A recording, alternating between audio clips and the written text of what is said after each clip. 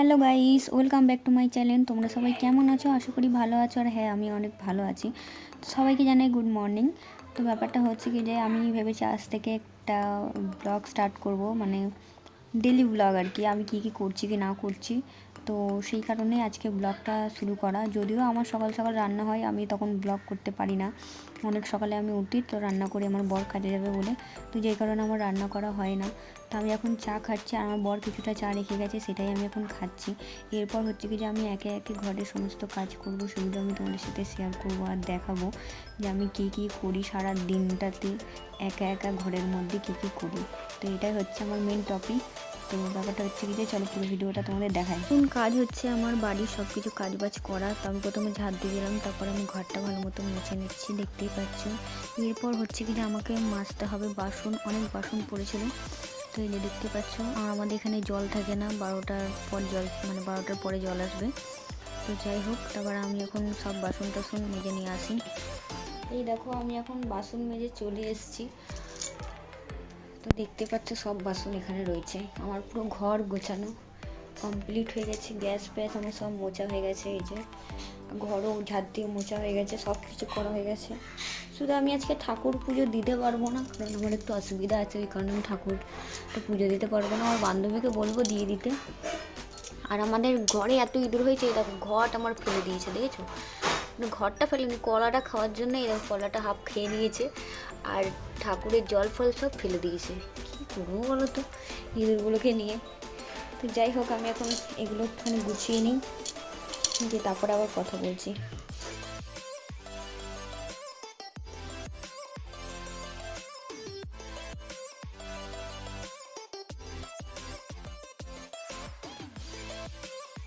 আর এইটা হচ্ছে আমার দুপুরের মেনু, ভাত, ডিমের ঝোল আর শাক ভাজা আমি করেছিলাম। আর এর থেকে বেশি আমি আর কিছু করতে পারিনি, সকালবেলায় রান্না কিছু করার নেই। আসলে অত সকালবেলায় উঠে না আমার পক্ষে অনেক কিছু রান্না করাটা হয়ে ওঠে না।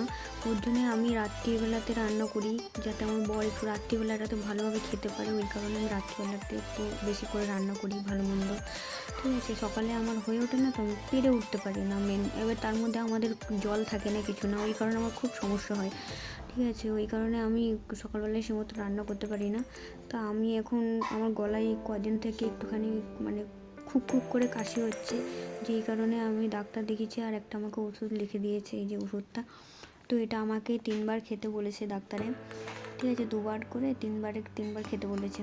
তো আমি ওষুধটা এখন খাবো, কিছু করার নেই, ওষুধটা খেতে হবে। আর আমি আগের দিন পিঠে বানিয়েছিলাম, যদিও আমি পারি না সে মতন পিঠে বানাতে, তাও বানিয়েছিলাম।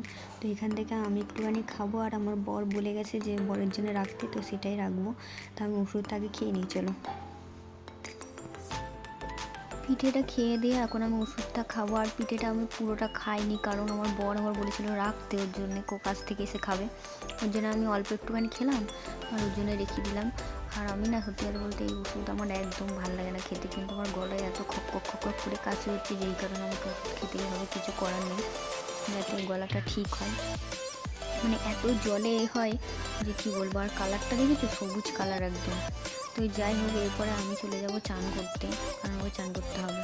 তো এখানে আমি চান করে চলে এসেছি, দেখতেই পাচ্ছি আমার মাথা ঝাড়ানো থেকে সব কিছু হয়ে গেছে। এখন আমি শুধু সিঁদুরটাই পরতে বাকি আছে, তো যে কারণে আমি সিঁদুরটা এখন পরে নিচ্ছি। আর আমাদের এখানে বলেছিলাম 2:30 অবধি জল থাকে, যে কারণে 2:30-এর মধ্যে আমাদের সব কিছু কাজ করে নিতে হয়, নয়তো আর জল থাকে না, জল পাওয়া যাবে না। সন্ধেবেলাতে যে জল আসবে 6টা-7টার দিকে, তাও আসে না। তো একবারে এই 2:30 অবধিই জল আসে। তো তার মধ্যে সব কিছু কাজ আমাকে কমপ্লিট করে নিতে হয়। তো আমি চান টান করে নিয়েছি, আর খাওয়া দাওয়াও করে নিয়েছি। দুপুরে ঘুমিয়ে পড়েছিলাম, তার ফাঁকে উঠে আমি একটুখানি চা করে নিচ্ছি, কারণ আমার বর আসবে চা খেতে। মানে চা খেতে না, মানে ও এসে আগে, কাছ থেকে এসে আগে বলবে কি যে চা করো চা করো, তাই জন্য আমি চাটা করলাম। আর এরপর হচ্ছে কি যে আমি করছি হচ্ছে যে কী বলে ওটা, সোয়াবিনের মানে বড়া টাইপের হয়, তো পকোড়া পকোড়া। তো তার জন্য আমি সোয়াবিনটা একটুখানি নুন আর দিয়ে ইয়ে করে নিয়েছি। তো পুরো রেসিপিটা তোমরা দেখতে থাকো।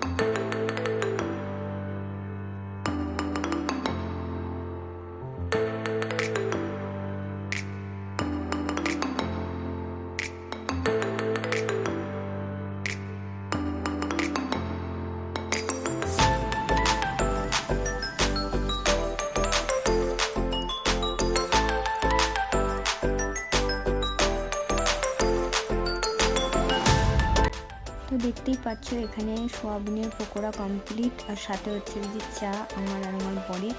তো ভিডিওটা এই পর্যন্তই, টাটা।